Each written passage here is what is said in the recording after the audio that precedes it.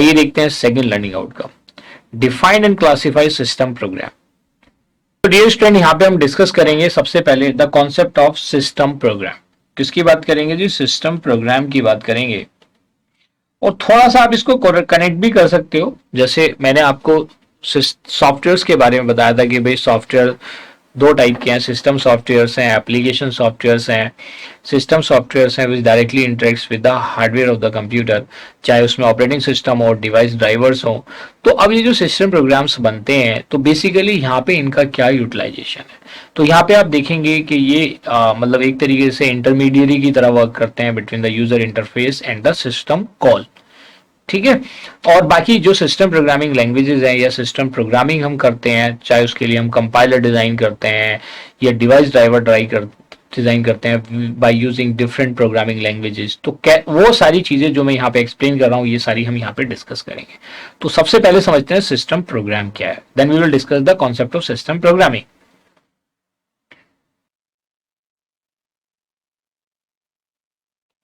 So dear student, you can define the system program like this. It is a part of the operating system and it lies between the user interface, which is you can call it as UI, user interface and system calls. ये इन दोनों के बीच में लाई करता है। ठीक है, आइए देखते हैं नेक्स्ट पॉइंट। देखो यहाँ पे the system user view is defined by the system programs, ये हमें समझना पड़ेगा क्यों है, and not by the system calls, because the user view interact with the system program. User का जो व्यू है, जो एप्लीकेशन है, वो किसके ऊपर रन हो रही है? सिस्टम सॉफ्टवेयर के ऊपर रन हो रही है, सिस्टम प्रोग्राम के ऊपर रन हो रही है, and is closer to the user interface. तो देखिए, जो मैंने आपको स्टार्टिंग में ऑपरेटिंग सिस्टम की जब डेफिनेशन बताई थी, और ये मल्टीपल टाइम में रिपीट कर चुका हूं कि भाई अगर ये ऑपरेटिंग सिस्टम है और you can call them system program और सिस्टम सॉफ्टवेयर, अगर हम इनकी बात कर रहे हैं, इसके ऊपर आपके एप्लीकेशन सॉफ्टवेयर्स हैं, you are having application program और एप्लीकेशन सॉफ्टवेयर्स, और उसके ऊपर यूजर इंटरेक्ट करता है। तो आप इस डेफिनेशन को बड़े इजीली इस चीज से कनेक्ट कर सकते हैं कि जो the system view is defined by the system program, not by the system call. I think this is very much clear to everybody. आइए देखते हैं next point.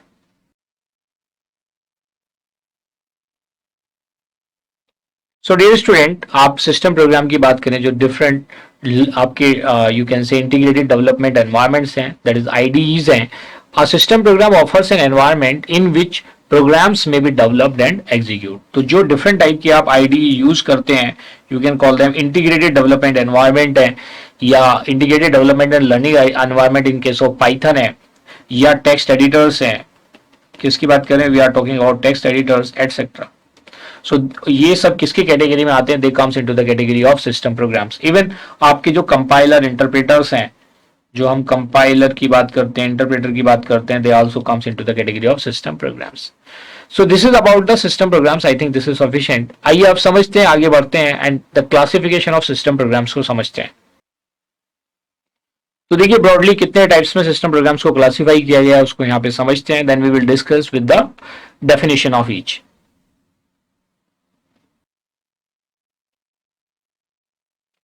So dear student, these are the different type of system programs like file management, used for file management, status information, file modification, system language support, program loading and execution and communication। कुछ मैंने ऊपर list out कर दिए थे, लेकिन वो जो मैंने ऊपर लिस्ट आउट भी किए हैं एग्जाम्पल की फॉर्म में, वो भी इन्हीं में किसी कैटेगरी को बिलोंग करते होंगे।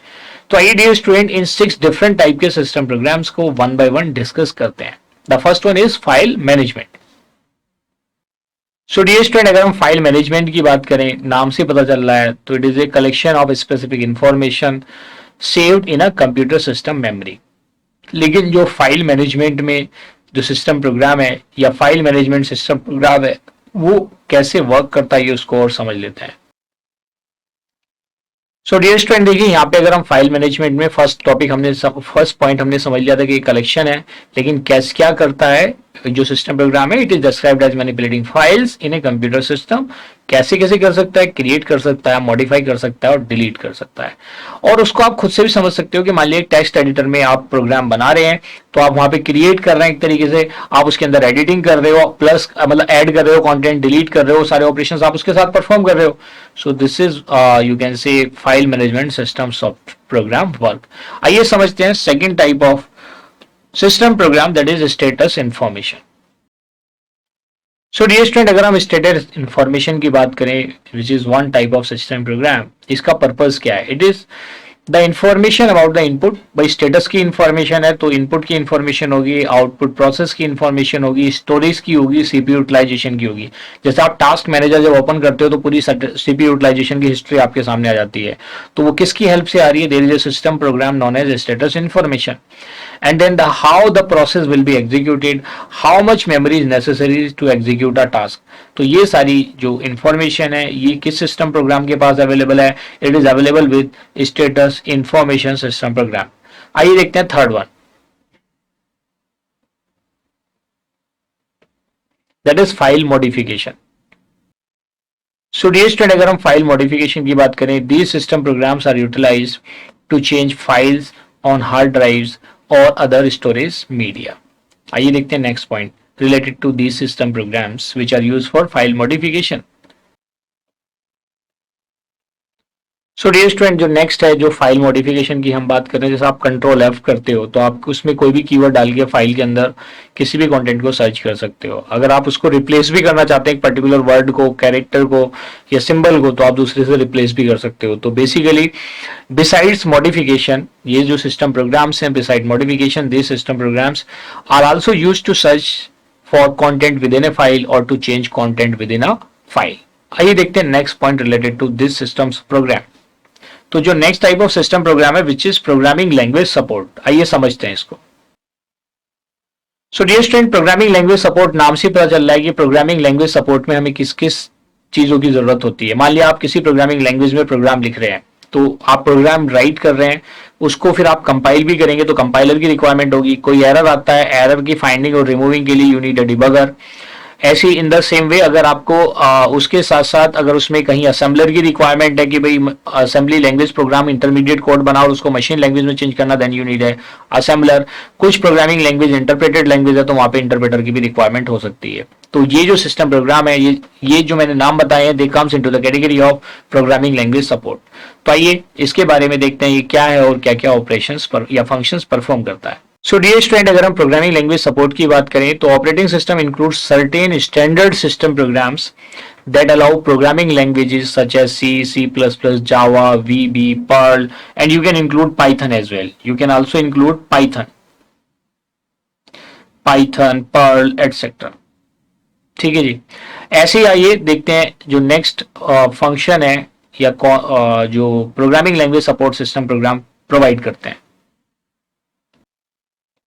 So dear student, the operating system includes certain standard system program. ये these are some of the standard system programs हैं like कंपाइलर है, डिबगर है, इंटरप्रेटर है और असेंबलर है। कंपाइलर आप जानते हैं सिस्टम प्रोग्राम है जो हाई लेवल लैंग्वेज को किसी इंटरमीडिएट लैंग्वेज में कन्वर्ट करता है, विच और दैट इंटरमीडिएट लैंग्वेज में भी है मशीन लैंग्वेज, जैसा आपने देखा था कि सी के केस में ऑब्जेक्ट कोड में कन्वर्ट करता है। डिबगर भी एक सिस्टम प्रोग्राम है जिसका काम है डिबगिंग का मतलब ही आप समझते हो, डिबग करना means finding and removing the errors. ऐसे इंटरप्रेटर का भी अपना काम है, ये इंटरप्रेट करता है लैंग्वेज को, in some of the cases it converts या ट्रांसलेट द लैंग्वेज। असेंबलर्स की अगर हम बात करें तो असेंबली लैंग्वेज प्रोग्राम को किस में कन्वर्ट करता है? मशीन लैंग्वेज में कन्वर्ट करता है। So dear student, this is the fourth type of system program जिसको हमने यहाँ पे डिस्कस किया है। आइए देखते हैं fifth type of system program which is program loading and execution. किसकी बात कर रहे हैं? We are talking about program loading and execution. तो डियर स्टूडेंट, यहाँ पे हमें ये समझना पड़ेगा कि लोडिंग और एग्जीक्यूशन की जब हम बात कर रहे हैं तो जब कोई प्रोग्राम एग्जीक्यूट होगा, एग्जीक्यूट होने के बाद जो उसकी एग्जीक्यूटेबल फाइल होगी वो कहाँ पे सेव होगी? हार्ड डिस्क में। लेकिन जब आप उसे अगर उसको, ये तो हो गया जब आपने क्रिएट किया, नॉट द एग्जीक्यूशन। जब आप क्रिएट किया तो प्रोग्राम की कॉपी वहां पे सेव होगी हार्ड डिस्क में। जब आप उसको एग्जीक्यूट करना चाहते हो, आप उस पर क्लिक करोगे, वो एग्जीक्यूशन आएगा। एग्जीक्यूशन में किस में आएगा? वो मेन मेमोरी में। तो मेन मेमोरी में कौन लेके आएगा? There are certain programs that brings a program for execution from hard disk to RAM और you can say main memory, उनको हम क्या बोलते हैं? We call them loader। क्या बोलते हैं उसको? loader। तो आइए देखते हैं सिस्टम प्रोग्राम क्या है और कैसे यूज होते हैं।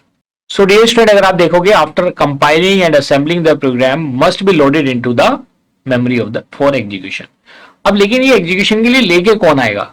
सो now there is a term known as loader which is a system program जिसका काम यहाँ पे स्टार्ट होता है। सो डियर स्टूडेंट, जो इसके बारे में जो मैंने अभी बताया था कि लोडर का वर्क शुरू हो जाता है, तो loader is a component of the operating system which is responsible for loading programs and libraries and is one of the most important steps of starting a program. जब आप कंप्यूटर को switch on करते हो तो loading आप देखते हो, loading हो रहा है, तो वो जो प्रोसेस है, the process of loading an operating system from hard disk to RAM, this is called booting. उस प्रोसेस को हम क्या बोलते हैं? बूटिंग।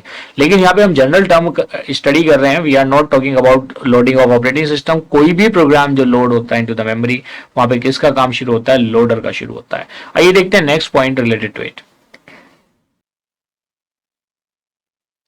सो डियर स्टूडेंट, यहाँ पे अगर हम नेक्स्ट पॉइंट की बात करें, which is the last one, this system program includes linkage editors हो सकते हैं, रिलोकेटेबल लोडर्स हो सकते हैं, ओवरले लोडर्स हो सकते हैं एंड लोडर्स हो सकते हैं। So this is about program loading and execution. So dear student, the last type of system program is remaining, that is called communication. आइए उसको डिस्कस करते हैं। अब देखिए, जो कम्युनिकेशन है, अब अगर इसको रियल लाइफ से भी कम्युनिकेट करो, you are connected via social media, लेकिन वो सोशल मीडिया पे भी जो आपके कनेक्शन है for certain type of communication. वैसे सिस्टम, अगर हम कंप्यूटर सिस्टम की बात करेंगे तो वहां पे डिफरेंट प्रोसेसेस हैं जो एक दूसरे से कम्युनिकेट करते हैं एज पर देयर नीड। अगर हम कम्युनिकेशन की बात करें, सीपीयू कम्युनिकेट करता है मेमोरीज के साथ, वन मेमोरी दूसरी मेमोरी के साथ कम्युनिकेट करती है, और उस कम्युनिकेशन के लिए कम्युनिकेशन चैनल होता है, you can call buses in case of computer system. वैसे अगर आप अपने फ्रेंड के साथ कम्युनिकेशन स्टैब्लिश करना चाहते हो, आप सोशल मीडिया से कम्युनिकेट कर सकते हो, फोन से कम्युनिकेट कर सकते हो, फिजिकली मिलके कम्युनिकेट कर सकते हो। सो ये बड़ी जेनरिक टर्म है। तो लेकिन यहाँ पे जो सिस्टम प्रोग्राम की टर्म है, ये कैसे वर्क करती है और क्या होती है, ये उसको समझते हैं। सो डियर स्टूडेंट, अगर हम यह बात करें किसकी? कम्युनिकेशन की, तो system program establishes link between processes, people and computer systems. जैसे अगर हम कहें कि भाई जो वर्ल्ड वाइड वेब है, उसमें क्या, this is the connection of devices globally. आइए देखते हैं next one. So dear student, अगर हम बात करते हैं कम्युनिकेशन की, तो उसमें यूजर्स, जैसे आप साइट्स को ब्राउज करते हो, वो कोई भी साइट हो सकती है, फिर आप लॉग इन कर सकते हो remotely. So this is also a part of communication, और वो भी किसकी हेल्प से हो रहा है? With the help of some system programs. आइए देखते हैं next point. So dear student, this is the second point to understand about communication. Users may browse website, log in remotely, communicate messages to other users via emails and transfer files from one user to another. So dear student, this is all about the second learning outcome. Now you are able to define and classify system program. Let's have a knowledge check.